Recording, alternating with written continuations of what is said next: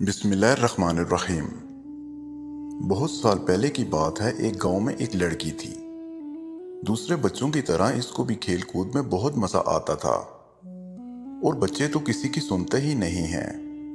تیز بارش ہو یا تیز دھوپ، بچوں کو تو بس کھیلنے سے ہی مطلب ہوتا ہے۔ سخت گرمیوں کا موسم تھا اور دوپہر کا وقت تھا۔ نور اپنی کزن شہانہ کے ساتھ اس جگہ گئی جہاں وہ ہمیشہ کھیلنے جاتے تھے۔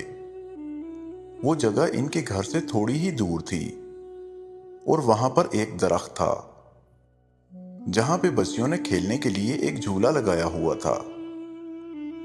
ویسے تو اس درخت کے پاس ہمیشہ ہی لڑکیاں موجود ہوتی تھیں، پر آج جیسے ہی نور اور اس کی کزن وہاں گئے تو وہاں پر کوئی بھی نہیں تھا۔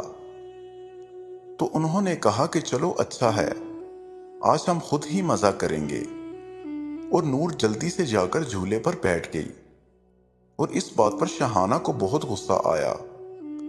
شہانہ نے نور سے کہا کہ پہلے مجھے بیٹھنے دو، پر نور نے اسے نہیں بیٹھنے دیا، اور شہانہ غصے میں چلی گئی۔ نور کو یہ احساس ہی نہیں ہوا کہ نور وہاں پر اب اکیلی رہ گئی تھی۔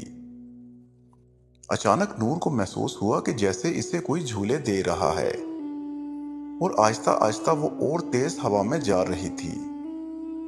اب وہ خود بھی ڈرنے لگی تھی کہ یہ اس کے ساتھ کیا ہو رہا ہے۔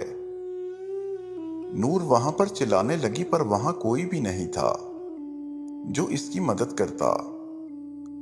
نور کو عجیب عجیب آوازیں سنائی دینے لگیں، اور وہ اچانک سے اس جھولے سے گر گئی اور بے ہوش ہو گئی۔